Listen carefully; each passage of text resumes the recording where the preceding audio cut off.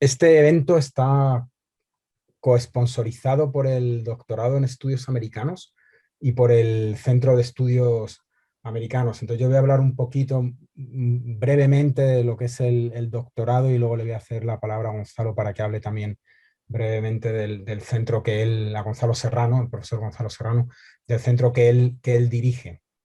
Entonces el Doctorado en Estudios Americanos es un programa que es interdisciplinario. Por eso estamos muy, muy contentos con que la profesora María Pía Lara esté entre nosotros, porque ya tiene también, aunque el enfoque es filosófico, realiza un trabajo acorde, ¿no?, a las líneas de nuestro doctorado. El programa es un programa, como les digo, interdisciplinario, que está centrado en cuatro pilares, cuatro áreas, que son la filosofía, la historia del arte, y ahí entraría un poco lo que son las performances, también la literatura, las narrativas, ¿no? Y la filosofía. Y las dos líneas de investigación que tiene el doctorado, que ya está en su tercer año. En este momento estamos en el proceso de postulación para la tercera generación, ¿no?, que entrará en el programa en agosto.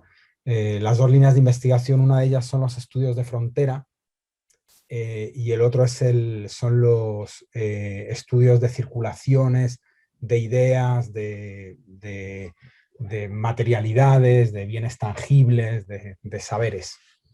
Entonces es un programa novel y, bueno, está sustentado por un profesorado bastante bueno, con una diversidad bastante importante, temática, ¿no?, de líneas de trabajos de investigación, etcétera, etcétera. Entonces, de verdad, queremos agradecerte, María Pía, por tu presencia. Estamos muy, muy contentos con que estés con nosotros, y le cedo la palabra a Gonzalo. Muchísimas gracias, y a todos ustedes por estar aquí escuchándonos, y sobre todo escuchando a la conferenciante. Bueno, muy agradecido por la presencia de todos quienes están conectados. Me imagino que como uno han tenido una larga jornada de Zoom, bastante cansadores, pero siempre la posibilidad de dialogar, de conocer nuevas perspectivas resulta sumamente interesante. Y en ese sentido, en mi caso, yo estoy dirigiendo el Centro de Estudios Americanos y nuestro objetivo es la internacionalización, avanzar sobre distintas líneas de investigación, y lo que está haciendo María Pía Lara nos viene muy bien, nos parece un trabajo muy interesante, se complementa muy bien además con la línea del doctorado. Agradecer a Miriam, que hizo la gestión y el contacto, y por supuesto a María Pía por compartir con nosotros. Pese a las dificultades de la pandemia, tiene algunos beneficios, como por ejemplo poder estar conectado en otra parte del mundo, sin la necesidad de viajar y todo lo que eso implique, que muchas veces limitaba las posibilidades de traer académicos de excelencia, como ocurre en este caso. Así que no quiero quitar más tiempo. Miriam va a ser la encargada de hacer la presentación de María Pía, y además ir respondiendo a algunas de las consultas que puedan ir surgiendo. Y lo importante es María Pía, no lo que podamos decir nosotros. Así que te dejo la palabra, Miriam, para que presentes a nuestra excelente expositora, y nuevamente agradecer la presencia de todos quienes están conectados. Pues bienvenida, María Pía. Espero que en otra ocasión sea presencial para recibirte en Chile. María Pía Lara es profesora investigadora de tiempo completo en el Departamento de Filosofía de la Universidad Autónoma Metropolitana. Es doctora en Filosofía por la Universidad Autónoma de Barcelona. Es miembro nivel 3 del Sistema Nacional de Investigadores. Entre su obra destacan los libros Beyond the Public Sphere, publicado en 2020, es el libro que acaba de salir por Northwestern University Press, The Disclosure of Politics, de 2013, Narrating Evil, de 2007, que tiene una traducción en español en Gediza, y Moral Textures, de 1998. Ha escrito múltiples artículos y capítulos de libros acerca de feminismo, secularización, populismo, teoría crítica, historia conceptual y otros temas. Es codirectora del coloquio Philosophy and Social Science, que se lleva a cabo anualmente en el Instituto de Filosofía de la Academia de Ciencias de Praga, República Checa. Es miembro del consejo editorial de la revista Thesis 11, Constellations y Signos Filosóficos.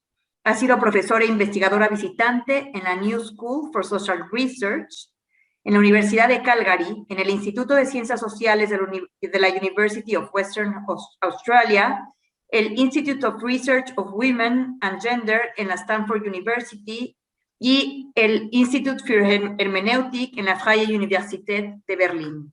Bienvenida, María Pía. Muchas gracias, Miriam. Bueno, pues voy a comenzar. Gracias a Gonzalo, gracias a David y por supuesto gracias a Miriam, mi amiga, por haberme invitado a esto, con esta oportunidad de poder hablar desde México, pero conectándome por primera vez en Chile, que para mí es muy importante, porque ya le contaba en algún momento a los colegas que para mí Chile siempre ha tenido un lugar especial, porque para mí fue muy traumático lo que ocurrió en el golpe de Estado en 1973.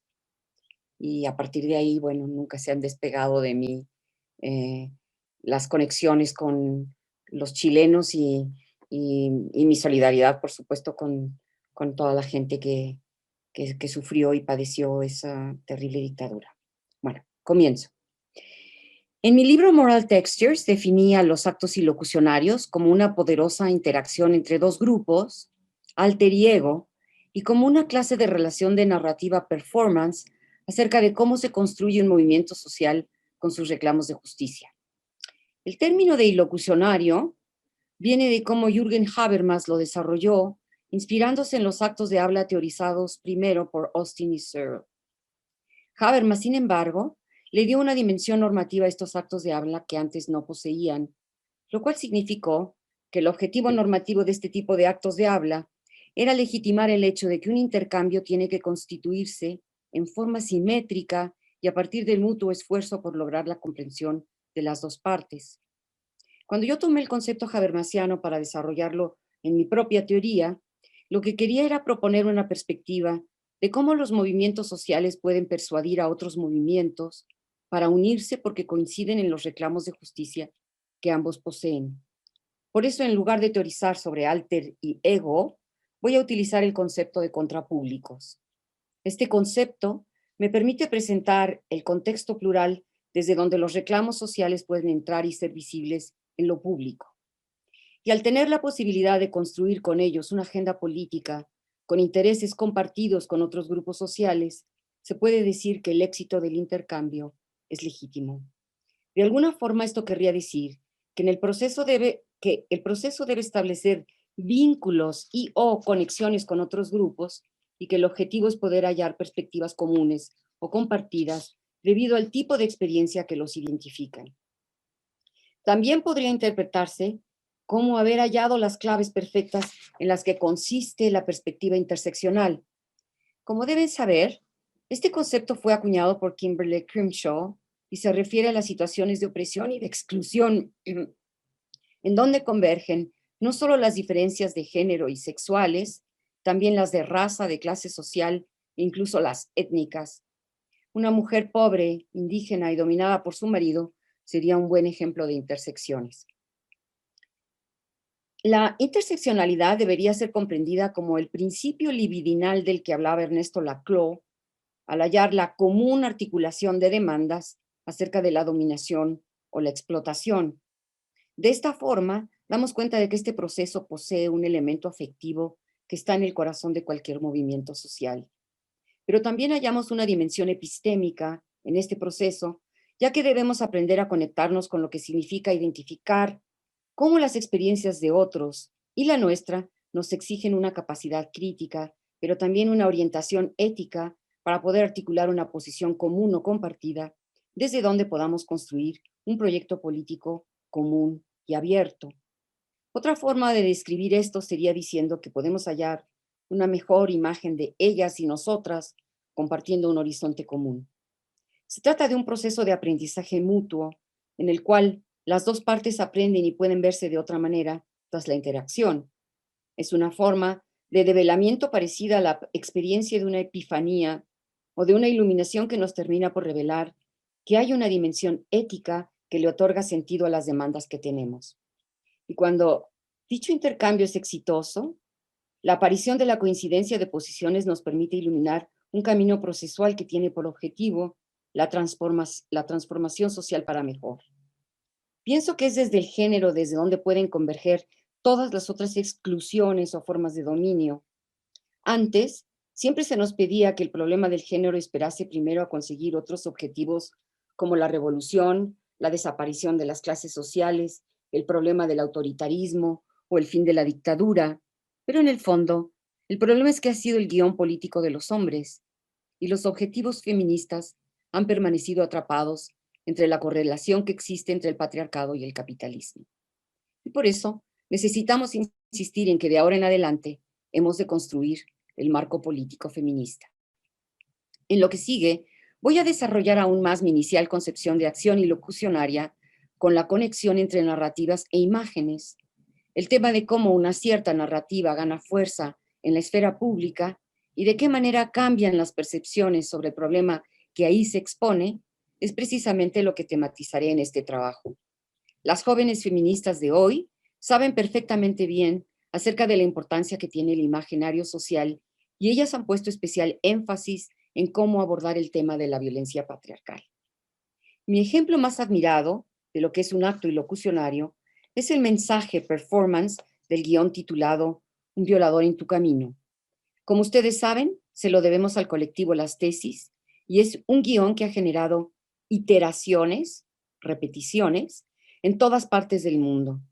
No voy a referirme a las fechas que ellas eligieron que son fundamentales, al igual que los espacios en donde representarían sus performances, ya que estas han ocurrido allá en Chile, pero sí diré que pienso que es una reconquista del espacio público al que le han seguido innumerables representaciones en todo el mundo.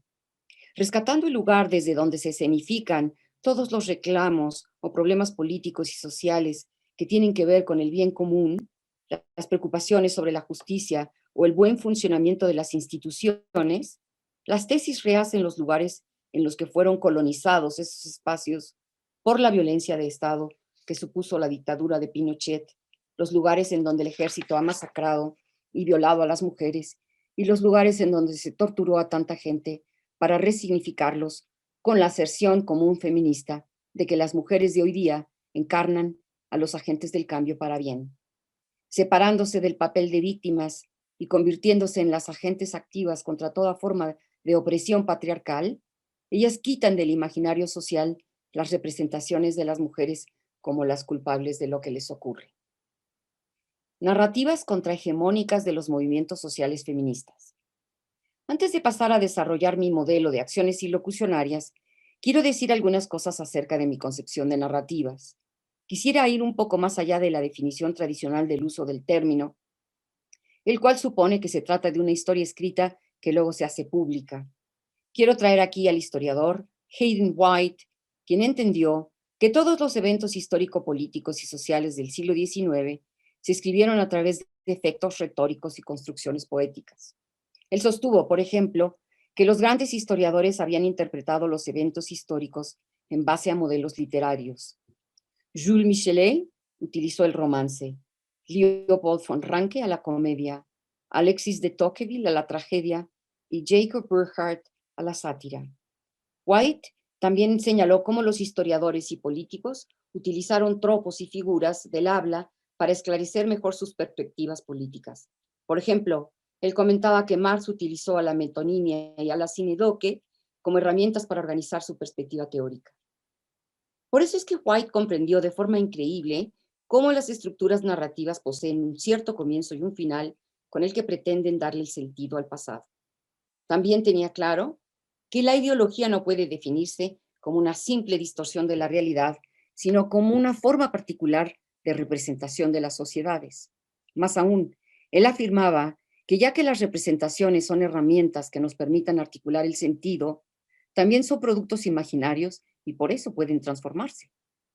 Yo no creo que White fuera un relativista, ya que él quería hacer explícito que la historia no es neutral y que solo podemos hallar validez moral o estética, o ambas, en las formas representacionales de las sociedades que aparecen en los textos de historia y de política. Y es por eso que él afirmaba que el conocimiento de la historia en realidad es una forma de autoconocimiento de las sociedades y de las personas. Permítanme ilustrar este punto con el ejemplo del pleito histórico teórico que Habermas sostuvo con los historiadores alemanes que querían normalizar lo que ocurrió en lo que se llama ahora la Shoah o el Holocausto. Estos historiadores afirmaban que lo mismo había ocurrido en otros lugares, en otros tiempos, buscando así relativizar lo ocurrido con el genocidio de los judíos en Europa en el siglo pasado. En segundo lugar, las narrativas son parte de las prácticas institucionales, no solo porque ellas permiten construir a la memoria colectiva sobre los eventos del pasado y de cómo perfilar objetivos hacia el futuro, sino porque con ellas se construyen también a las identidades políticas de los actores, tanto en el sentido colectivo como en el sentido individual. Tercero, mi concepto de narrativa incluye también a las tramas que pueden circular entre las ciudadanas y las sociedades en el más amplio espacio del imaginario social. Las tramas pueden ser acerca de cualquier cosa que esté ocurriendo en la política, la vida social o incluso en las cuestiones personales. Estas tramas, o sea, lo que en inglés se llama plots, son los medios por los cuales organizamos a la experiencia y no podemos prescindir de ellas.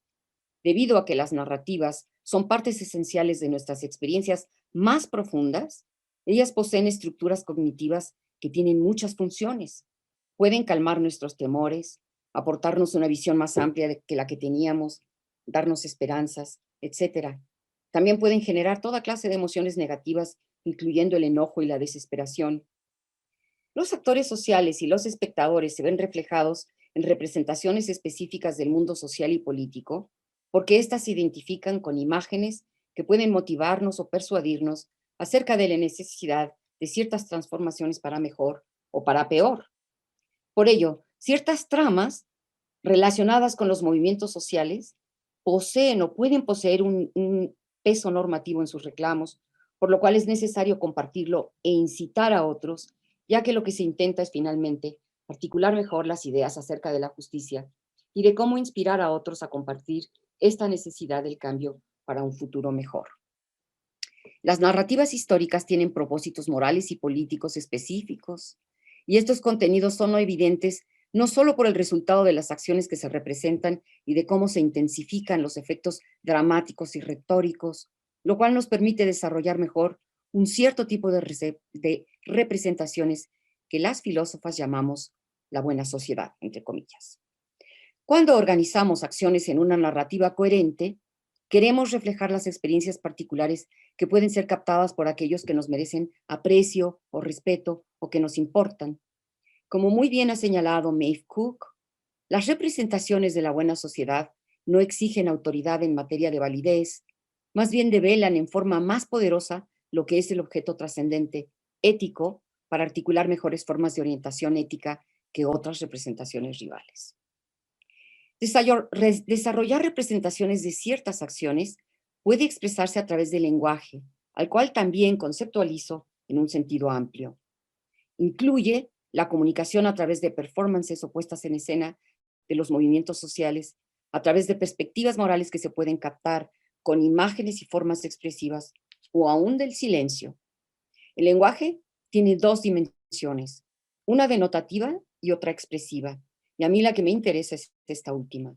Ella incluye actividades creativas como la música, la pintura, el hacer señales y la misma construcción de los objetos simbólicos o de imágenes o representaciones.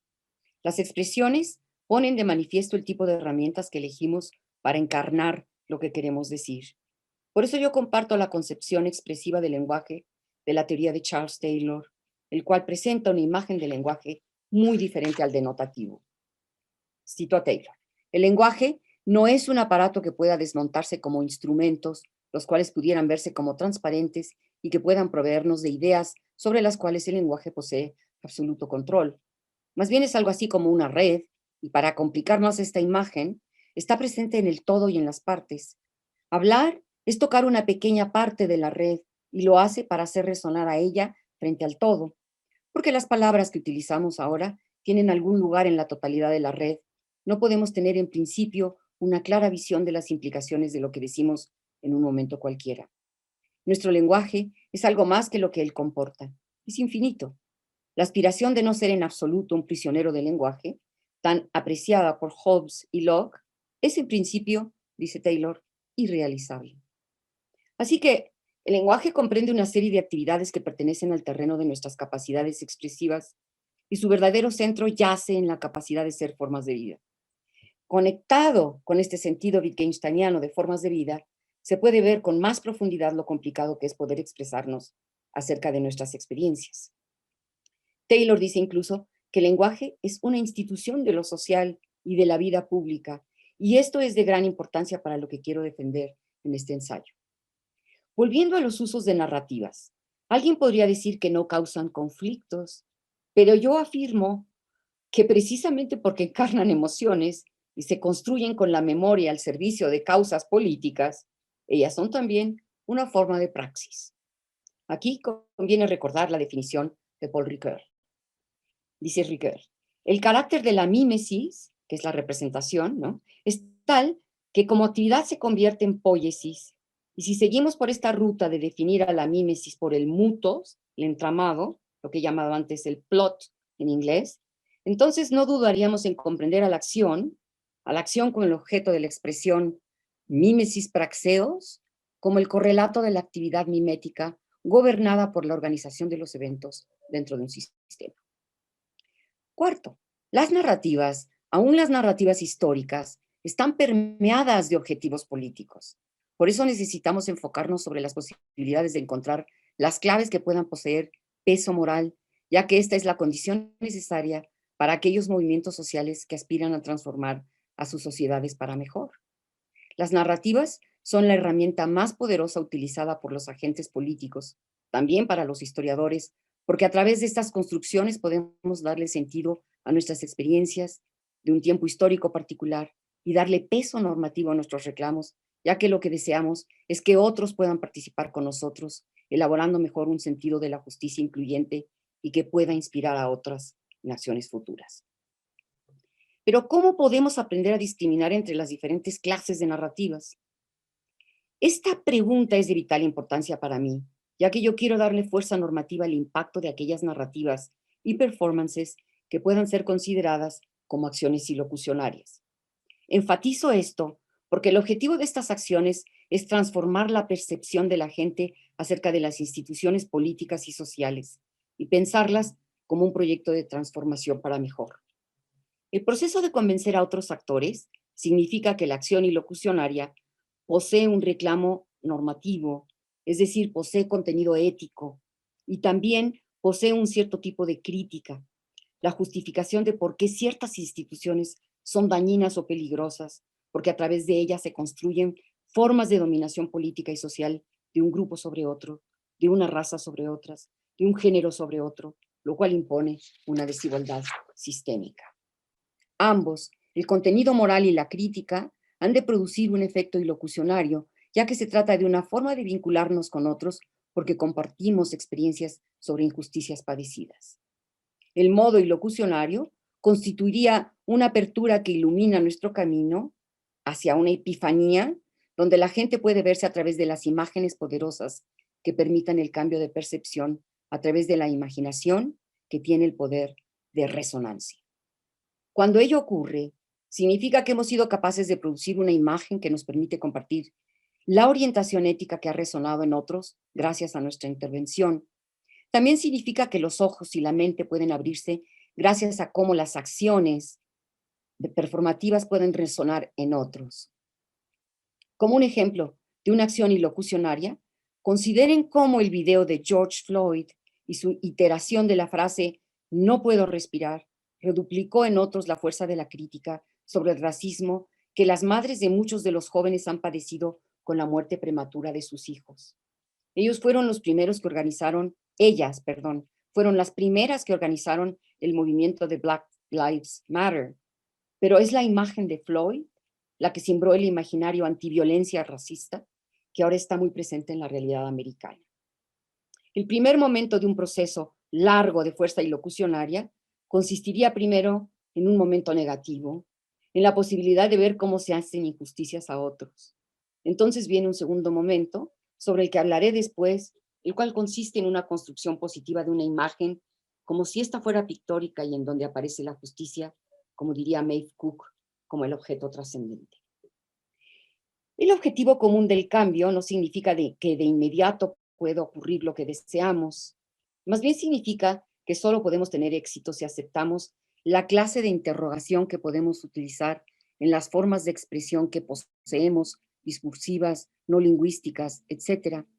Por eso estoy de acuerdo con José Medina cuando describe esta clase de ejercicios por parte de los contrapúblicos como interacciones epistémicas, porque dice, nuestras experiencias se expanden y son mejor comprendidas críticamente en y a través de la imaginación, que permite conectar nuestras experiencias actuales con otras posibles, extendiendo y proyectando en pasados alternativos, presentes y futuros. La articulación expresiva y poderosa de cómo una imagen sobre la justicia o de la injusticia en el caso de George Floyd puede estar estructurada desde una narrativa hasta una acción performativa, tiene que tener consecuencias cuando ambos grupos o contrapúblicos se ven después a sí mismos. Esta interacción consta de dos dimensiones. Una de ellas depende del proceso de la validez ética, de una perspectiva iluminadora y de la interconexión de la experiencia con la imaginación y del aprendizaje mutuo acerca del sentimiento de identificación que se puede percibir como los objetivos de la justicia que pueden convertirse en mutuos. La segunda dimensión es una epistémico-expresiva. Estas dos dimensiones son necesarias, ninguna subsiste sin la otra. La lucha por construir nuestros reclamos de justicia no tiene que restringirse solo a la argumentación. También se requiere de formas expresivas que puedan captar el cuestionamiento radical de normas y valores particulares de instituciones históricas que han sido creadas para dominar u oprimir a ciertos grupos. Este último es necesario porque requiere formas de poner en duda lo que ha sido aceptado y construido como formas de vida. Estas representaciones particulares que poseen objetivos políticos. El trabajo de la crítica tiene una validez que trasciende a los contextos. ¿Por qué? Porque a menos que podamos construir claramente y en forma expresiva las razones por las cuales ciertos arreglos sociales son perniciosos o por qué ciertas instituciones no pueden continuar sin transformaciones radicales, no podremos ser éticamente convincentes. Por tanto, como he dicho anteriormente, al utilizar la definición de Taylor de no poseer el control absoluto sobre lo que expresamos, hemos entonces de aceptar que siempre hay un espacio entre el concepto y la intuición sobre lo que sabemos y lo que sentimos. Este proceso debería de llevarnos hacia un esfuerzo colectivo por lograr las representaciones que iluminen las propuestas de las transformaciones para mejor, pero siempre habrá futuras dimensiones que antes no podíamos observar y por eso existe una especie de aceptación de la necesaria apertura del proyecto. Tal y como Medina comenta, la creatividad y la intuición juegan papeles fundamentales en ampliar la habilidad de hallar mejores imágenes acerca de las transformaciones. Por eso él sugiere, cito, esta interrogación crítica requiere que examinemos la facilidad con la que podemos imaginar ciertas cosas y la dificultad que tenemos en imaginar otras. La tarea de la crítica y la defensa de las acciones ilocucionarias. La crítica de Judith Butler a los actos de habla, y en particular a su definición de los actos ilocucionarios, que son en sí mismos los efectos, ha propuesto una visión de cómo el lenguaje no es solo una institución, también es un arma letal. Ciertamente, dice ella, las palabras ejercen un cierto poder aquí que no es inmediatamente claro. Ellas actúan, ellas ejercitan una fuerza performativa de un cierto tipo, algunas veces tienen claramente consecuencias violentas, ya que las palabras pueden constituir o engendrar violencia. Cierto, a veces parece que las palabras actúan en formas ilocucionarias, representando al mismo acto que denominan en el mismo momento en que lo hace. Esto es lo que ella dice. Para Butler, entonces, las formas ilocucionarias son la clase de acciones que pueden ser utilizadas como armas de guerra. Su estrategia es liberar al lenguaje de cualquier determinismo y concebirlo como contrainstrumental, con un estatus crítico no autoritario como la base de la subversión. Ella problematiza la cuestión de la supervivencia y la posible resistencia al lenguaje de odio, que podría ser superado por una nueva comprensión de los actos ilocucionarios. Si pudiéramos comenzar por explorar el sentido del contralenguaje insurreccional. Lisa Dish nos da una excelente descripción de esto cuando comenta: Políticamente, el lenguaje insurreccional es el poder de llamar a la justicia en los mismos términos con los que se la ha debilitado, por lo que se trataría de reterritorializar el término de su operación original dentro del discurso dominante, precisamente con el objetivo de restarle efectos a la marginalización padecida. De nuevo, el ejemplo de George Floyd con sus palabras "no puedo respirar", las cuales han venido a convertirse no solo en una denuncia, sino en un símbolo de las instituciones racistas y de la violencia policial, pero también están asociadas a la terrible imagen de su asesinato y de su cuerpo tirado en plena calle. Si ciertos términos se convierten en normas por sus repeticiones o iteraciones, Butler piensa que pueden ser también disruptores. Dice, si el poder es también ejercido a través del lenguaje, entonces existen posibilidades de subvertirlo. En su crítica a la concepción de la pornografía como performance de la violencia de Catherine MacKinnon, Butler insiste en que si los argumentos de MacKinnon se mueven desde lo perlocucionario hasta lo ilocucionario, entonces hay otras formas de hacer posible la agencia. Butler está en contra de que los actos de habla solo puedan ser injurias, porque la resignificación del habla, dice, requiere de nuevos contextos, de hablar en formas en las que no ha existido nunca una legitimación, y por tanto se puede producir una legitimidad con nuevas y futuras formas de utilizar los actos de habla. Ella critica a MacKinnon porque está pensando en el tipo de agencia que ella desea, que es antiestatal y en ciertas formas de resistencia. Butler desea mantener el espacio entre el lenguaje y la conducta para darle apoyo al papel no jurídico de la oposición, a formas de poner en escena y resignificar al lenguaje en contextos en los que exceden aquellos que están determinados por las cortes judiciales. Su contralenguaje injurioso es el mejor ejemplo de la resignificación del concepto de queer. A través de la acción ilocucionaria, este término antes considerado derogatorio perdió su poder de insultar. Butler explicó que el uso impropio de lo performativo produce el efecto de autoridad cuando no hay recurso previo de autorización, ya sea del mal uso o de la expropiación de lo performativo, que puede ser la misma ocasión de exponer a las formas de autoridad y de exclusión desde donde ellas operan. Gracias a Butler, la teoría queer nació. Ella tuvo éxito al probar que su idea de agencia puede aplicarse también a la subversión del lenguaje, como una institución claramente vinculada a otras, como la ley, los militares, la educación, etc. Ella construyó una nueva forma de pensar sobre el lenguaje como la política de lo performativo, pero revirtió la clasificación de los actos ilocucionarios que hacen lo que dicen en el momento de su emisión y planteó el que la acción subversiva estaba en los actos perlocucionarios, esto es, en los actos en donde existe una separación entre el momento de su emisión y su efecto. Mi cuestionamiento a esta perspectiva es que las acciones perlocucionarias son usualmente órdenes o que uno de los que emiten el acto de habla está en una situación de jerarquía más alta que el otro, por lo cual el orden o el enunciado posee alguna clase de autoridad, la cual debe ser obligadamente aceptada por la otra parte precisamente por las posiciones asimétricas de poder. Esta situación pudiera ser la relación entre un contrapúblico versus el Estado. Pero es muy diferente si la situación es la de un movimiento social que desea construir la contrahegemonía, invitando a otros a la participación colectiva. Debemos persuadirlos a participar porque solo juntos podemos hacer posible los cambios para mejor. Es entonces, por esa razón por la que yo prefiero en este caso utilizar el término de acciones ilocucionarias. Pero es cierto, debe haber un espacio entre la misión y la acción, y este debe ser efectuado por el proceso de cómo los otros son capaces de comprender lo que decimos, de identificarse con nosotros, con sus experiencias, y luego de contribuir a la iteración del guión performativo. De nuevo, lo que se dice el grito del corazón, que en francés suena mejor, le cri du cœur de George Floyd, fue de un impacto inmediato entre la gente. Ni Austin ni Butler son suficientes aquí.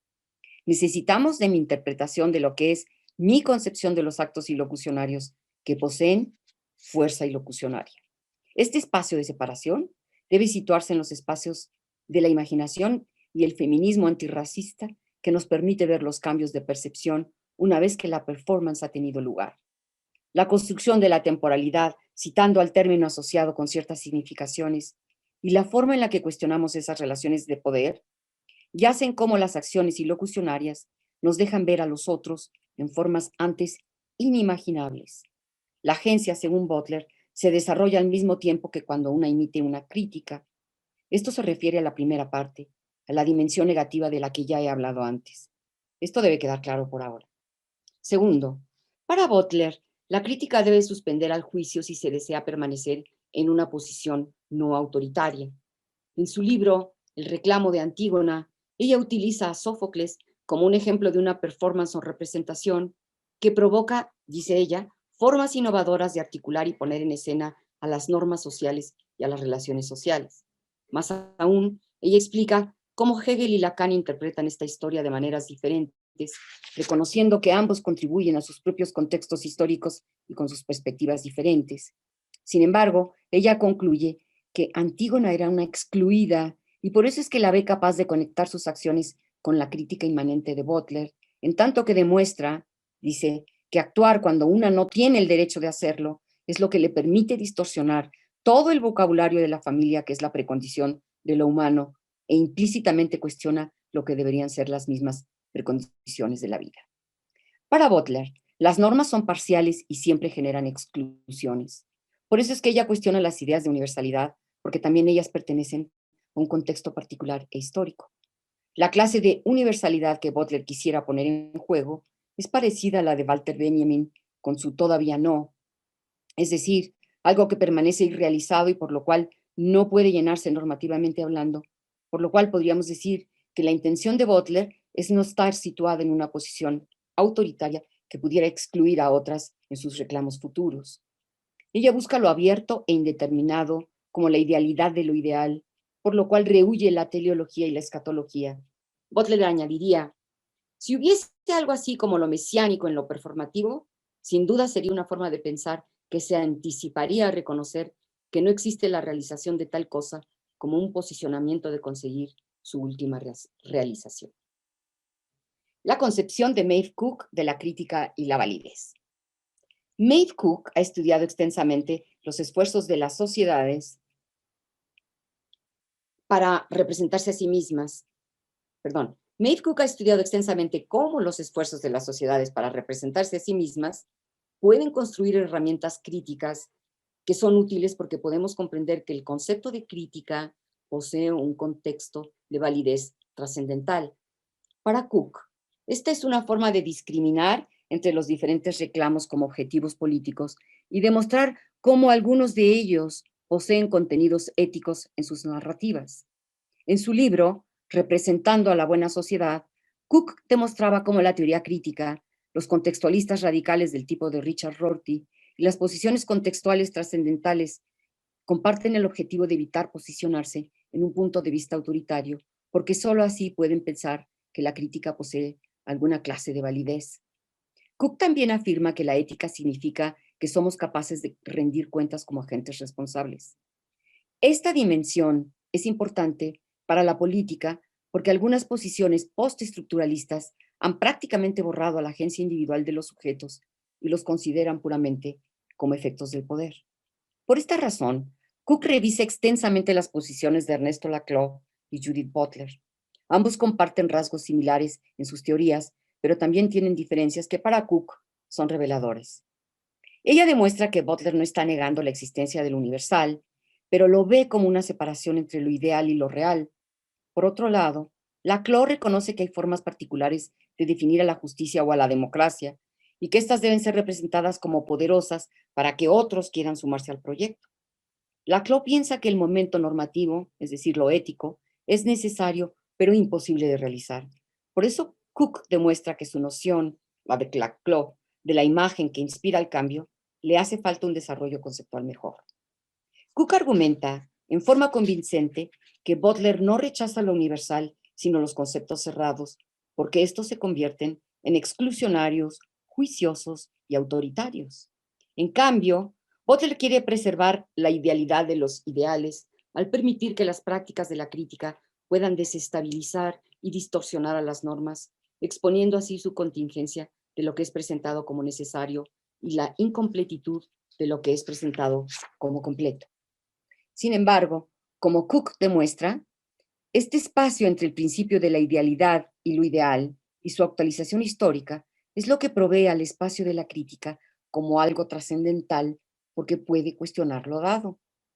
Si la posición de Butler es abierta y no autoritaria, y ella es cuidadosa para crear el espacio de incompletitud como su principio de no exclusión, lo que falta es darle la capacidad de validez a su crítica. Cook cuestiona por qué Butler nunca se ocupa de la clase de transformación social cognitiva que se necesita para que otros puedan unirse con sus reclamos a nosotros. Por eso ella argumenta que el principio de validez trascendental es necesario a menos que aceptemos quedarnos en una posición puramente contextualista.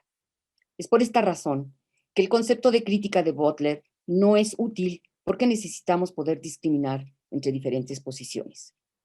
Sin una posición que trascienda el contexto, Butler no puede explicar por qué ciertos cambios son mejores que otros o por qué aquellos que poseen contenido ético son mejores que otros.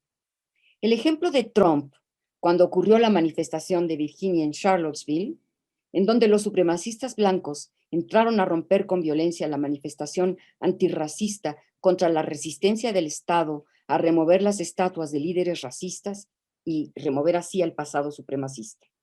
Los supremacistas blancos atropellaron con un vehículo a varias personas e incluso hubo muertos. Sin embargo, Trump dijo, ambos movimientos tenían sus razones, sus derechos a reclamar. Si Butler se contentara con una posición contextualista similar a esta, correría el peligro de decir que las sociedades hacen cambios normativos en forma arbitraria o que son puramente decisionistas. Butler utiliza un lenguaje normativo, pues en su visión están siempre las personas excluidas u oprimidas, por lo cual podemos decir que siempre ha estado preocupada por los que ocupan posiciones de gran vulnerabilidad, por eso sabemos que su posición es ética.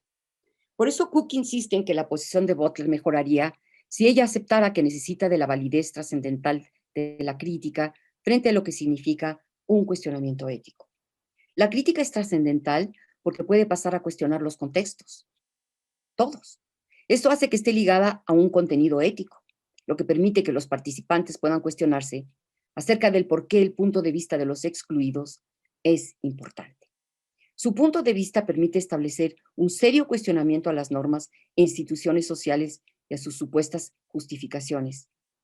Pero si lo que queremos es evitar el autoritarismo epistémico, entonces debemos ser capaces de demostrar cómo es que ciertos arreglos sociales son perniciosos y por qué han sido construidos con ese objetivo de dominio o de explotación.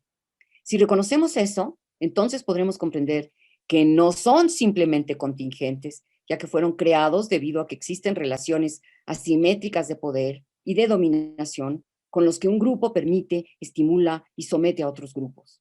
Y la crítica permite comparar entre diversos movimientos sociales y cómo algunos poseen y desean que la justicia sea un marco ético y otros solamente desean seguir gozando de privilegios debidos al poder o del lugar jerárquico que antes ocupaban. Conclusión. El efecto ilocucionario del guión, un violador en tu camino. El trabajo de la imaginación, la esfera de la política y la moral pueden ser considerados con una importante conexión en el imaginario social y con nuestras expectativas éticas. Los imaginarios sociales son las representaciones de nosotros y de los otros, de nuestras relaciones internas y externas, de cómo pensamos a la naturaleza y de las formas en las que podemos internalizar las prácticas institucionales, sociales y políticas. En mi libro, Más allá de la esfera pública, el cine y el imaginario feminista, demuestro cómo a través de la historia de la violencia física hacia las mujeres, específicamente con la violación, no se ha podido comprender que dichos actos no son solo actos físicos, sino también son eventos que causan un grave daño a la subjetividad de las personas que padecen este tipo de crímenes. Mi intención era demostrar que desde el principio de los registros históricos, la violación a las mujeres aparece como un guión de la soberanía masculina. En la mayor parte de las sociedades, aún en las más democráticas, los remanentes de las estructuras patriarcales siguen siendo tan poderosos que son las mujeres las que siempre terminan siendo las cuestionadas, las que tienen que comprobar que lo que dicen es verdad, o que deben tener testigos sobre lo que ocurrió, y si no, generalmente son tildadas de mentirosas. Este es el problema generalizado con el que han vivido muchas mujeres en el pasado y aún en el presente.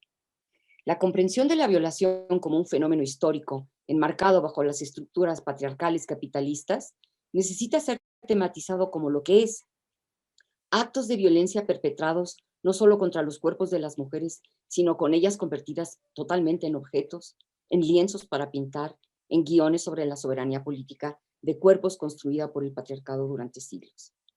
Rechazando este guión sobre la violación y reconceptualizándolo como una representación performativa de un acto ilocucionario, tal cual lo hemos descrito antes con mi concepto y el concepto de Butler de agencia subversiva, es ahora mejor ilustrado por las performances o representaciones del colectivo Las Tesis.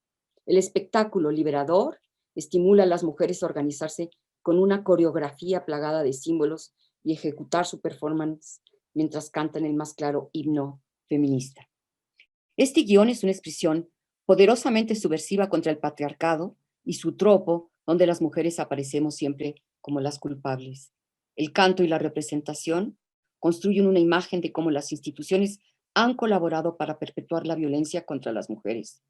Aquellos que han cometido violaciones y asesinatos, aquellos que secuestraron, no son solo los cómplices de las instituciones patriarcales, también colaboran en seguir justificando la violencia contra las mujeres.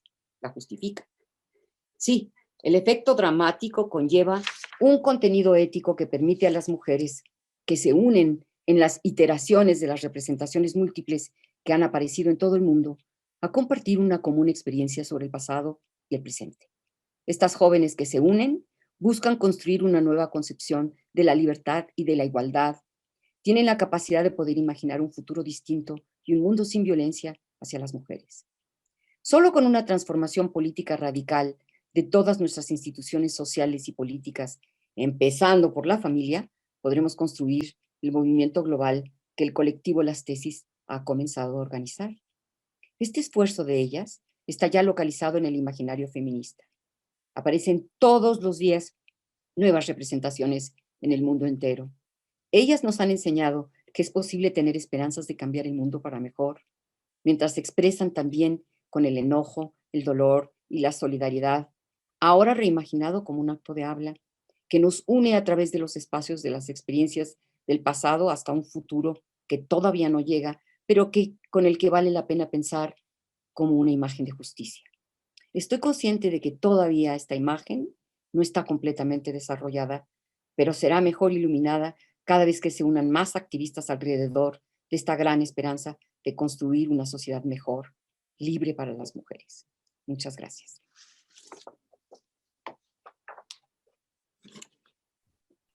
Aplauso.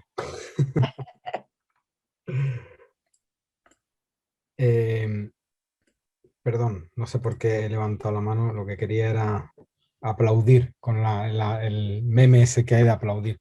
Muchísimas gracias por tu presentación. Miriam, yo creo que vamos a hacer como hemos hecho en otros eventos, lo abrimos a preguntas y lo que hacemos es en el chat las preguntas y te las leemos. Te leemos las preguntas. Si entre el público vamos a dar, porque la gente tarda un poquito de tiempo en escribirlas, ¿no? Entonces vamos a darle... No sé, hay un chat de preguntas y respuestas. ¿A dónde las van a escribir?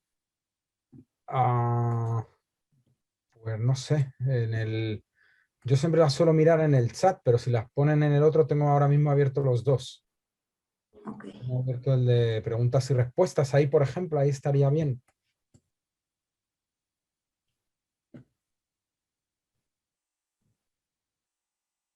Mientras no sé, Miriam, si tú quieres empezar o empiezo yo. Yo tengo varias cosas. A mí me parece un trabajo muy importante el de María Pía. Además, para mí también muy importante porque he trabajado mucho la relación entre performatividad y política. Entonces, lo que me quedó un poco volando es la cuestión de las narrativas. ¿cuál es la performatividad de las narrativas? Porque hablas de fuerza y locucionario, pero hay un momento en donde hablas de esas narrativas. Entonces, quisiera saber cómo las estás pensando. Y otra cosa que te quería preguntar es sobre la imaginación política. ¿Cuál es la noción que estás usando de imaginación política en relación a estas fuerzas ilocucionarias? Así esperamos a que el público se anime también a hacer preguntas. ¿Te respondo o no, Miriam?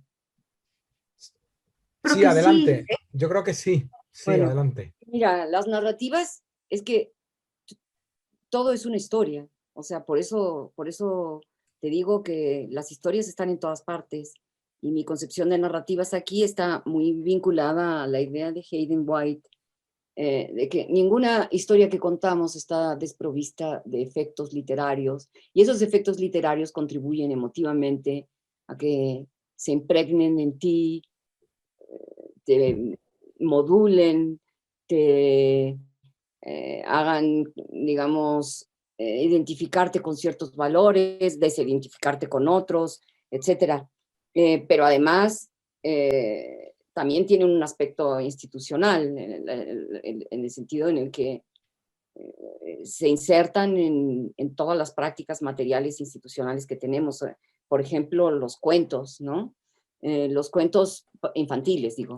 Los cuentos infantiles, si tú los miras desde la perspectiva, o sea, no solo es una cosa pedagógica y moral, sino que vistos materializadamente en prácticas, en realidad construyen las identidades de las niñas como princesas que quieren ser princesas. Esas cosas que a mí me parece terrible, digamos, que los cuentos han construido de una cierta forma, pero que permanecen en la parte inconsciente, digamos, más inconsciente de la vida social, pero están ahí. Ahora hay más conciencia de este tipo de problemas porque el feminismo ha surgido como un movimiento muy crítico contra los cuentos infantiles. Y desde luego, cualquier madre feminista estaría absolutamente consciente que no quiere que su hija quiera ser una princesa y que vea, digamos, a la parte más importante de su vida, a una relación afectiva con un hombre, ¿no? Y esto ocurre, pero como mi colega alumno Mario y yo estábamos hablando el otro día, en mi libro aparece una escena, una crítica a una de las películas de Almodóvar que se llama, que es una narrativa, ¿no? Pero que se llama Hablé con ella y que tuvo un éxito tremendo, y a mí me impresionaba que en la película de Almodóvar, de alguien que es tan crítico, que las mujeres lo adoran, primero lo que más me impresiona de él es que siempre ha jugado con una parte absolutamente banal, o sea, banaliza la violación. Hay muchas películas de él que tratan sobre la violación, pero esta en particular trata de la violación a una persona que está en coma. Y esa persona resurge de del coma cuando el enfermero la viola y se embaraza. Y, digamos, simbólicamente aparece como que está bien con eso. Bueno, es una película muy complicada, ¿no?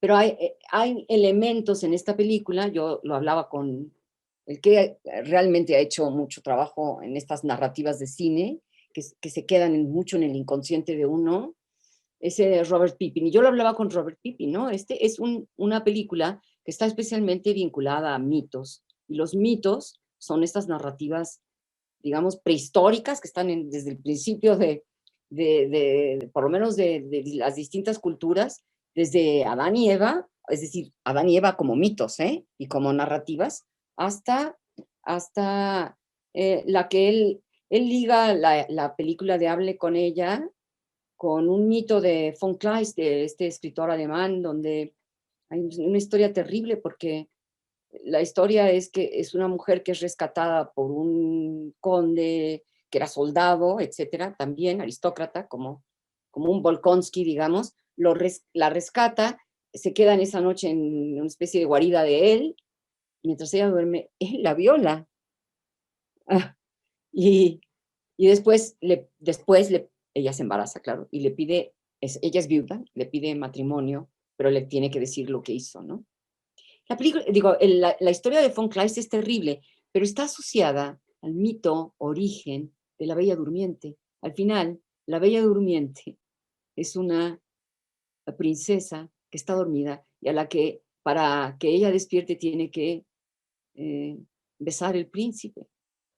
Así es una cuestión sexual involuntaria en donde ella no tiene ningún poder de decisión, ¿me entiendes? Entonces, esto es para probarte que nosotros tenemos visiones de las narrativas de muy distintos tipos, las históricas.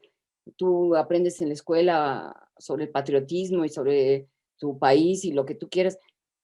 O sea, las narrativas son todo, por eso me extraña la pregunta porque es un enfoque al que le di muchísimas páginas.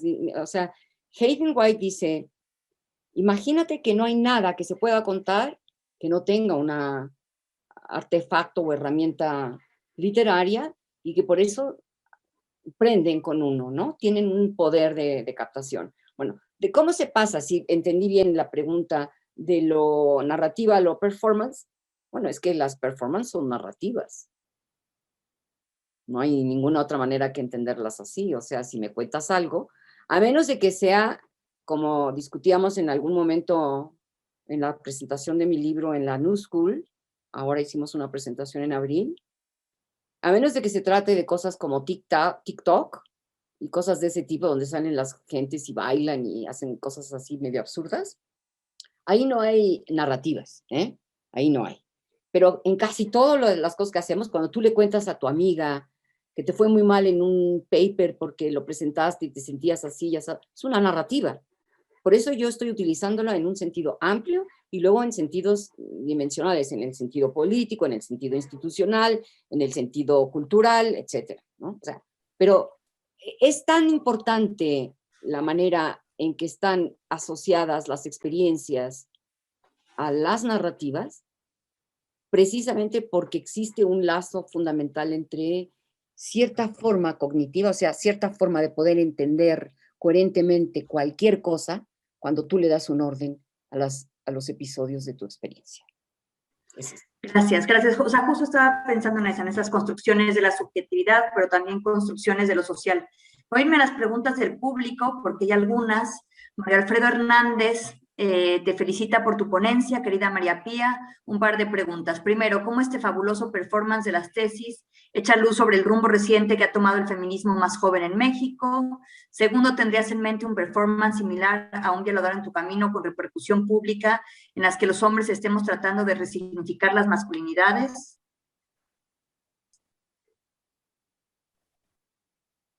¿Sí? ¿Te contestó o sigues leyendo? ¿Sí? Yo creo que sí, yo creo que es mejor ir por partes. Bueno. Ir por cada... A mí me gusta mucho que esta pregunta sobre México haya ocurrido ahora, porque yo creo que en el mundo entero, ¿no? El feminismo es plural, o sea, no es un solo movimiento. De ahí que mi preocupación, como ustedes vieron desde el principio, es cómo enganchamos a otras a construir un proyecto común, ¿no? Bueno, porque en México lo que ha habido mucho es una expresión de mucha rabia, con mucha razón, obviamente, porque es un país, aquí es donde se realmente ha acuñado el término de feminicidio. Vino aquí Rita Segato a trabajar incluso como antropóloga con otra gente sobre por qué en México ocurría sistemáticamente esta violencia a mujeres jóvenes pobres en las zonas fronterizas, etcétera. Y lo que te puedo decir es que la reacción de las jóvenes es, con esta rabia, han iniciado una etapa, no todas, ¿no? Grupos, en donde, contrariamente a el colectivo Las Tesis, se ocultan la cara y hacen manifestaciones quemando, digamos, cosas, coches, tirando piedras en tiendas, etc. un poco, digamos, generando violencia. Y bueno, lo que debo decir es que no se sabe perfectamente bien cuándo son ellas, precisamente por este tipo de recurso de taparse las caras completamente, donde no se ven en absoluto. Eh, eh, en ese momento es muy fácil que puedan infiltrarse gentes que lo han hecho, que eso es lo que realmente han hecho en estas manifestaciones. Lo que ocurre entonces es que se pierde el sentido de lo que quiere decir lo poco que hemos alcanzado las feministas en trabajos de clarificación de nuestros temas. Uno de ellos es precisamente de visibilizarnos como los objetos de la violencia masculina. Y por eso es importante no esconderse.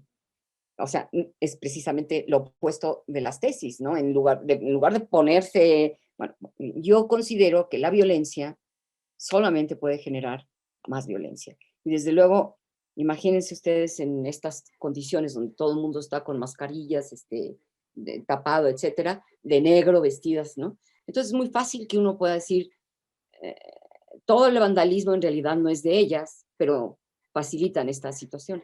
Y entonces yo creo que es muy importante aprender de la experiencia de reocupar y de luchar por el espacio público en formas en las que uno visibilice a la máxima la dimensión, digamos, de crítica. Y la dimensión de crítica es que son los hombres los que son violentos, son los hombres los que han ejercido la violencia. Y esa es la parte en la que hay que reeducar y decolonizar el espacio público, que era masculino, rearticulando la perspectiva de agencia. Espero que sea claro esta idea, ¿no? Y luego la otra parte que le preocupa a los hombres, en general, digo yo también pluralmente, no estoy diciendo a todos los hombres, pero yo creo que es una pregunta legítima, en la medida en que los hombres se tienen que reeducar completamente y radicalmente. Hay algunas dimensiones en las que ya han trabajado los hombres con cierto, o sea, hay teóricos sobre estos temas, el tema de cómo se reconceptualizaría tras una radicalización del feminismo la identidad de los hombres. Yo creo que, por un lado, bueno, lo que tiene que desaparecer es la idea del macho, por supuesto, es mítico esto, es tremendo, ¿no? Pero luego hay una otra dimensión mucho más, digamos, complicada, que es la imagen de aquellos hombres que son homosexuales y que no necesariamente se ven identificados con ni rasgos ni conductas femeninas, no feministas, sino femeninas, ¿eh? O sea, que no son precisamente, como se decía antes, que odio utilizar esas palabras porque son precisamente terriblemente violentas, ¿no? Como amanerados, ¿no? Esa era la forma en que se decía. Entonces yo creo que allí hay un trabajo que el feminismo y por supuesto, estos hombres homosexuales estamos tratando de ver cómo podemos rehacer las identidades de este tipo sin que esto tenga que pasar por los filtros de la masculinidad en el sentido más, digamos, más crudo, ¿no? O sea, los hombres pueden ser solamente los que no lloran, son machos, son fuertes, ese tipo de cosas está obviamente transformándose y desde luego cómo poder rearticular la pluralidad de la identidad de los hombres es lo que también en este momento se ha visto muy tocado. Y sí hay libros sobre esto, ¿eh? Mario, luego te doy los títulos. Voy a hacer una pregunta, no es la que sigue, la de Marcela Cortés, porque me parece que va a clarificar un poco para la gente que no esté familiarizada con la teoría de los actos de habla, quizás no previmos esto, María Pía, ¿cuál es la diferencia fundamental entre un acto ilocucionario y perlocucionario?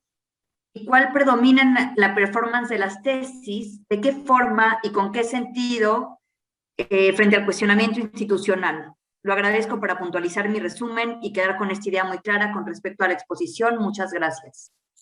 Yo, como se lo explicaba a Miriam en algún otro momento, tomo la clasificación que hace Habermas de los actos de habla, no como la hicieron Austin y Searle, sino como Habermas la introduce. Y él la introduce como tipos ideales, ¿no?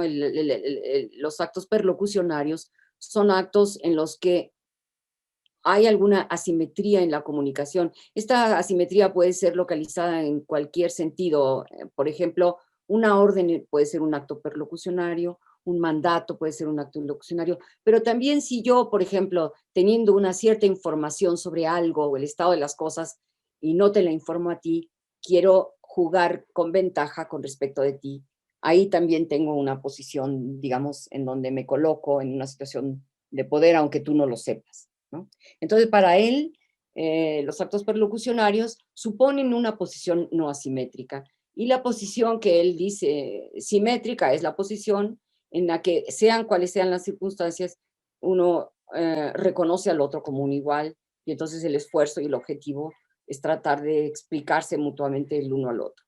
Esta es la forma en la que lo concibió, pero hay la parte más interesante, digamos, de esta clasificación, me parece a mí, no es entenderla como una cosa que se cumple en todos los casos. Esto ya lo hablábamos hace rato también Miriam y yo en conexión con WhatsApp, sino como tipos que se mezclan. O sea, nosotros no solo usamos actos ilocucionarios, sino hay cosas ilocucionarias y perlocucionarias, ¿no? Y en general el lenguaje es una mezcla total. Y la única manera, digamos, de plantearlo para él fue sacándolo como si fueran los tipos ideales, ¿no? Entonces él dijo, bueno, locucionario quiere decir que podemos hablar el mismo lenguaje, ¿no? Imagínense que uno habla con... Yo una vez conocí a un... en la Unión Soviética, en la que era la Unión Soviética, conocí a un soviético que luego me mandó una carta genial, me la mandó en ruso y me puso el abecedario en una página completa latinizada, es decir, eso a mí, ¿sabes? No me hacía aprender ruso. O sea, para poder hablar con alguien necesitas hablar la misma lengua. Incluso hablando la misma lengua, ustedes saben que a veces, no sé si han tenido esa experiencia, pero a veces viendo una película española, por ejemplo, es imposible entender qué dicen, algunas veces, ¿no? Ellos dicen lo mismo de nosotros, ¿no? Así que es... entonces, bueno, es una condición entender lo mínimo, pero como te das cuenta, también puede ser una forma perlocucionaria en un cierto sentido, porque si una persona habla muy bien y otra habla cosas elementales y en esta forma, digamos, wittgensteiniana, no ha aprendido la lengua en el lugar como forma de vida, puede incluso no entender los chistes, no entender, ¿no? Entonces hay una serie de cosas que pueden mezclarse. Y bueno, como utilizo yo el tema, es una forma muy especial y eso no tengo por qué dar una clase a los actos de habla porque mi tesis no es sobre filosofía del lenguaje, mi tesis es sobre cómo convencer a otros para que participen de un proyecto ético y utilizo la idea de fuerza ilocucionaria porque en el fondo significa que puedes tratar de hacer un esfuerzo por traducir tus demandas de justicia hacia otros con dos momentos. Un momento en el que tienes que decir, lo que está mal con estas instituciones es esto, y hemos de transformarlas por esta razón, porque están mal, pero luego tienes que proponer una imagen positiva. Ese es el segundo momento, ¿no? ¿Qué quiere decir esto? Quiere decir, ahora tenemos ejemplos nosotros en la vida cotidiana muy claros. Pongo al más reciente, que es Trump, ¿no? Para Trump, digamos, no había un proyecto ético, obviamente, lo que le importaba era cómo seguía él en el poder. Entonces, si ustedes recuerdan, no sé si vieron por la cercanía, nosotros en México, imagínense, todos los días, pero en la primera etapa de su campaña, cuando era todavía candidato a la presidencia, él dijo, yo voy a cambiar o sea, Make America Great Again. Es decir, para mí el conservadurismo se refleja siempre porque quieren recuperar el pasado, pero recuperar el pasado es recuperar privilegios, generalmente. Entonces, y uno de los speech más importantes de su candidatura dijo, y eso, o sea, Make America Great Again, and I am the only one who can make it. O sea, él, digo, eso, digamos, lo utiliza de una manera con una gran fuerza. Eso hizo que muchísima gente dijera, ese es El Salvador, estos son otros problemas, pero eso es lo que estoy tratando de combatir. Es decir, la única manera que tenemos de tener un proyecto común es pensando que debe ser un proyecto sobre la justicia y no sobre cómo ganar políticamente más mi candidatura, ¿no? Esto que mucha gente ha llamado populismo. Yo creo que llamar populismo a eso es una forma, digamos, un poco vaga de articular los problemas particulares. Porque si lo que queremos decir es que los candidatos que hacen eso, en realidad hacen lo que la gente quiere, sí, es eso. Pero también hay gente que quiere la justicia y eso sería populismo también. Entonces, ¿me entienden por qué no uso la palabra populismo? Me viene, digamos, como una especie de generalización en donde no discrimino entre los populistas buenos y los populistas malos, y esto es absurdo, ¿no? Maniqueo. Entonces yo prefiero pensar que los proyectos éticos tienen una ambición importante, que es esta que comentaba al principio, que tiene que tener un contenido ético el proyecto. O sea, el proyecto, ¿qué contenido ético puede ser? Una mejor democracia, o una vida más justa, o una sociedad sin machismo, o sea, pero tiene que estar relacionado con la justicia. La justicia es el contenido ético. Pero la justicia no está definida, digamos, así y para siempre. Por eso la discusión con Butler es importante, ¿no? Porque lo único que no podemos decir es, la justicia es esto. La justicia, nosotros nos acercamos cada vez más y tratamos de decir, esto es lo que no es, esto no es, o le falta, pero si no tienes esta idea de que puedes pensar en algo mejor, en transformación para mejor, entonces no tienes la posibilidad de tener este contenido ético, ¿no? Y eso es lo que es importante. María Pía, hay una pregunta más, pero va a ser muy específica. No sé si ayudaría, si quieres, puedo resumirle, porque a lo mejor hay estudiantes, yo he dado muchos años actos de habla, porque creo que aquí hay todo un tema. ¿Para qué, Miriam? Porque no vamos a dar una clase de actos de habla porque mi trabajo... no. Entonces, digamos que si lo que tú quieres es clarificarle a los alumnos, está bien, pero no tiene que ver con lo que yo estoy diciendo. Pero creo que la pregunta sobre las tesis es, ¿qué dice el performance que hace algo? ¿No? ¿No podríamos resumir un poco así el problema? Puedo decirlo yo. Lo que las tesis hacen es que en el momento en el que ellas ponen la claridad en la situación de que no era ni cómo iban vestidas, ni lo que hicieron, ni cuánto habían tomado, ni cómo salieron, o sea, el verdadero culpable de estos problemas eres tú, eres el violador, ¿no? O sea, en ese momento las mujeres dejan de ser víctimas, aun cuando evidentemente la vida de las mujeres violadas es una vida, como dije yo, donde la subjetividad está destruida. Tenemos la posibilidad de volver a ser agentes, y agentes quiere decir actores políticos, ¿no?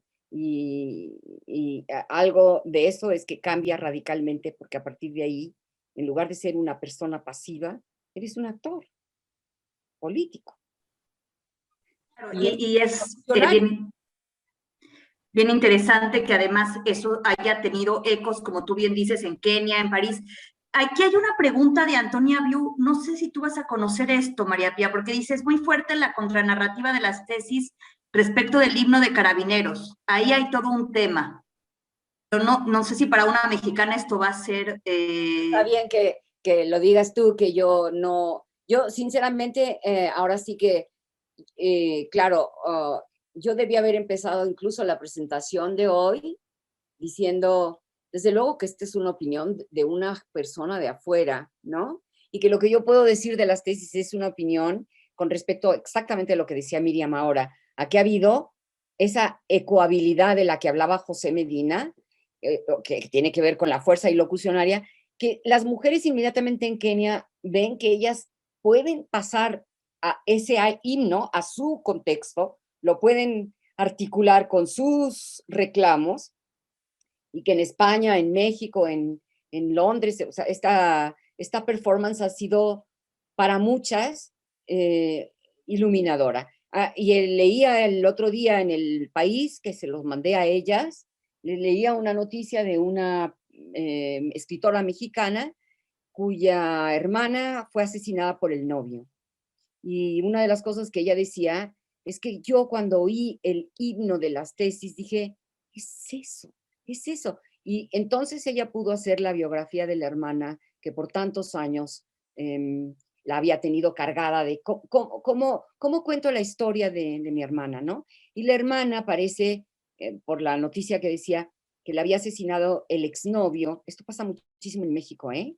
En realidad los peores problemas de la violencia que viven las mujeres no son tanto con extraños, sino con familiares, con novios, exnovios, amigos, etcétera, ¿no? Estos son los problemas con los que yo me he enfrentado últimamente con mis alumnas, tratándolas de ayudar, porque nosotros acabamos de hacer una especie de marco teórico donde los alumnos serán inmediatamente expulsados de la universidad si nosotros, una de las alumnas plantea alguna queja de estos, porque de verdad algunos alumnos incluso en Facebook las han amenazado de muerte a varias alumnas, ¿eh?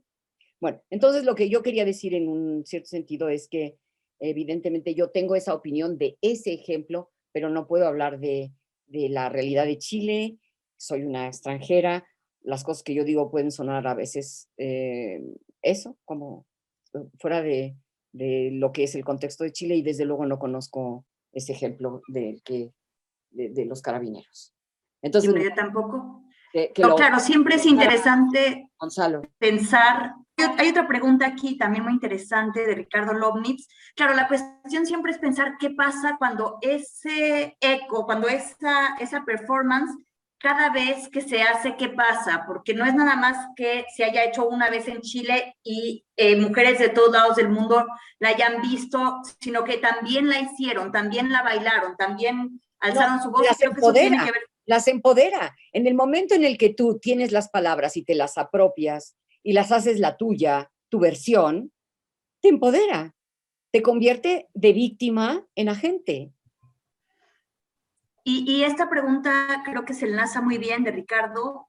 ¿Qué papel tiene la sonoridad o musicalidad de un guión en la efectividad de una acción ilocucionaria y en el éxito o fracaso de su replicación? ¿Cómo entender en términos de actos de habla aquellos elementos de un performance tal como Un violador en tu camino, que escapan al lenguaje, como la melodía del canto, la proxémica de cuerpas y las coreografías que forman parte de estos? Para mí, eso es precisamente una performance perfecta, porque tiene todo, tiene el canto. Hay una autora que recomiendo muchísimo que ustedes lean, que se llama Nancy Love, y ella, muy influenciada primero por mi libro de Moral Textures, escribió un libro sobre cómo las canciones revolucionarias fueron también narrativas importantes para los movimientos sociales más importantes, entre ellos, por ejemplo, el movimiento de los derechos civiles en Estados Unidos. Yo no sé si ustedes se acuerdan que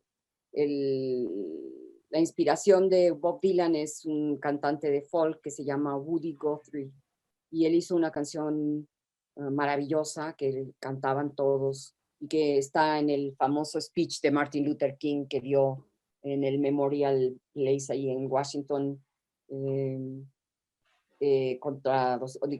frente de 250,000 personas, donde él dijo, en el último momento llegó a la tierra prometida, This land is your land, y es la canción de Woody Guthrie, This land is your land, This land is my land.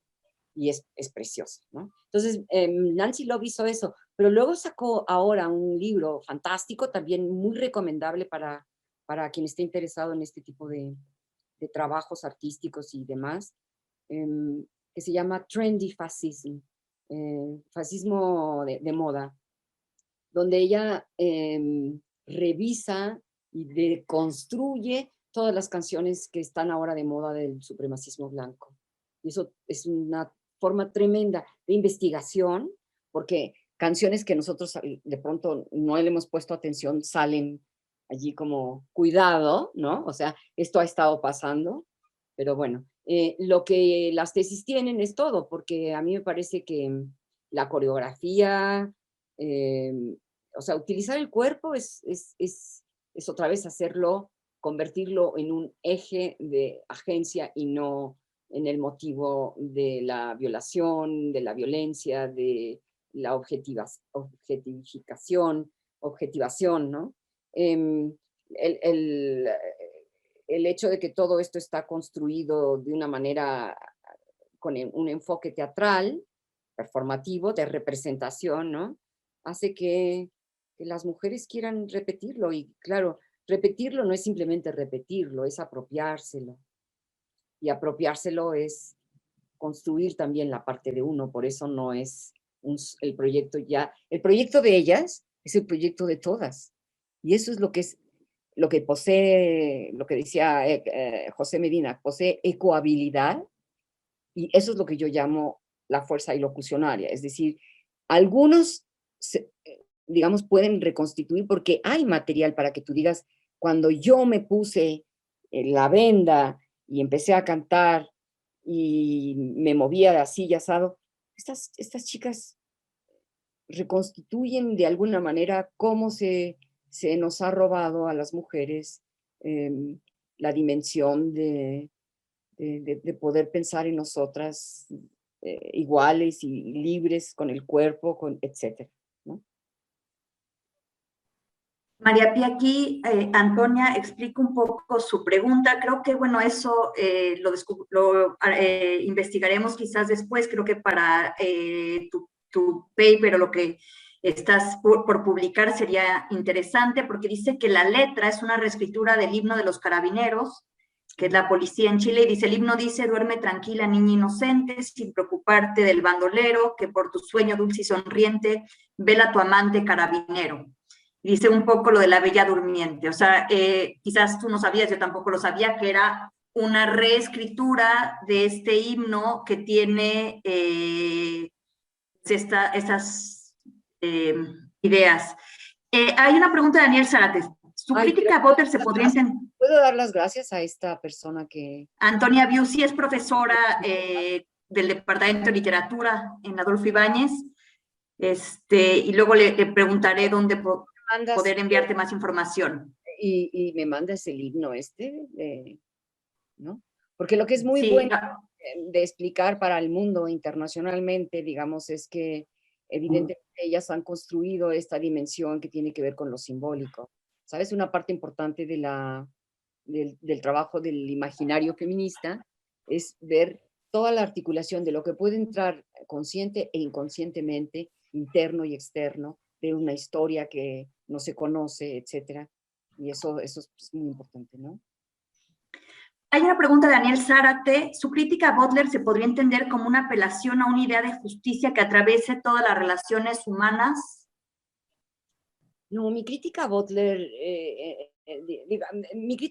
es que ella, a pesar de que reconoce de alguna forma la necesidad de tener una idea universal de algo, o sea, de un objeto trascendente que es la justicia, digamos, lo que al no reconocer que la crítica puede ser, está ligada a eso, o sea, que puede tener, debe ser trascendente del contexto, o sea, que no solamente es importante hacer una crítica, sino que la crítica puede superar la perspectiva puramente contextual.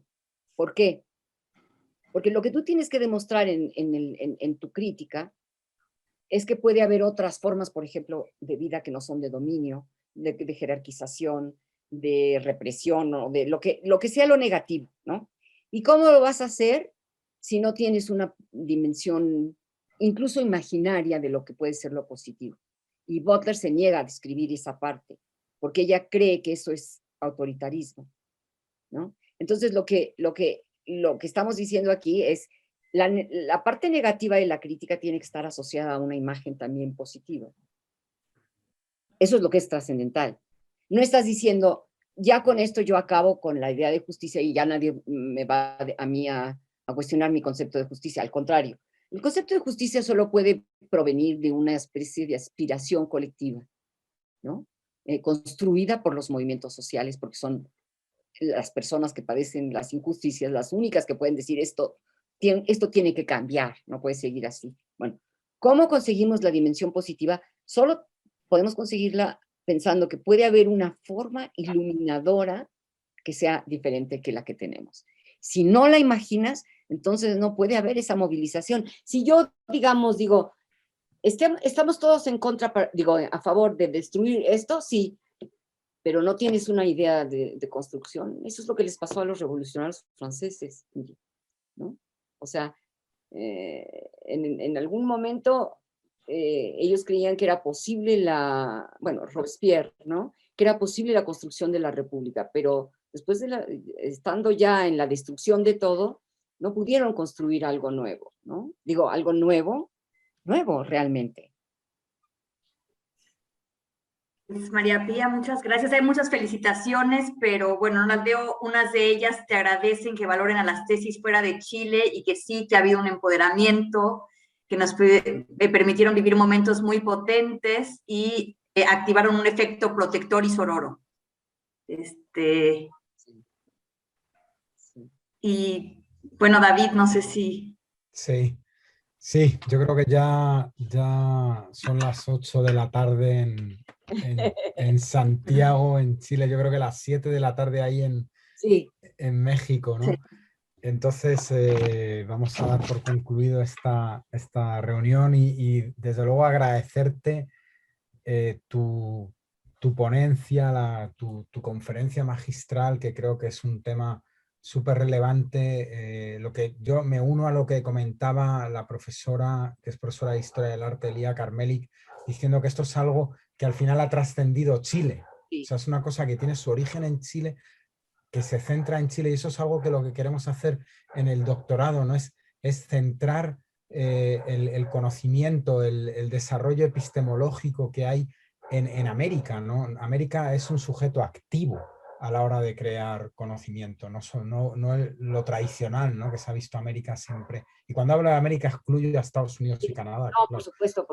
Como que somos los receptores, ¿no? De ese conocimiento, ¿no? Aquí también se crea conocimiento, aquí hay una intelectualidad muy importante y creo que el colectivo Las Tesis son un ejemplo, ¿no? de eso a nivel global, al igual que tu trabajo también y lo que intentamos hacer todos. Entonces, muchísimas gracias, de verdad, ha sido fantástico, me ha encantado, nos ha encantado a todos, estamos muy, muy agradecidos. Muchísimas gracias, María Pía.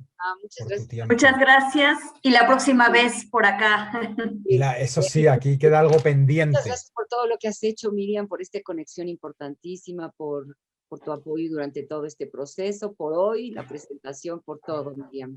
Sí. Quedamos aquí. No, gracias a ti por aceptar. Y bueno, lo único malo de estas cosas es que no nos podemos ir después a tomar unos vinos o a cenar. Sí. Cuando yo oye, clic, me quedo aquí sola en mi casa, es tremendo. Hay un momento de silencio absoluto que digo, oh, qué horror. Sí extraño las conferencias en vivo. Sí. Y muchas gracias a todos los participantes y todas las participantes y asistentes a la conferencia, desde luego. Muchísimas gracias también para ellas y ellos.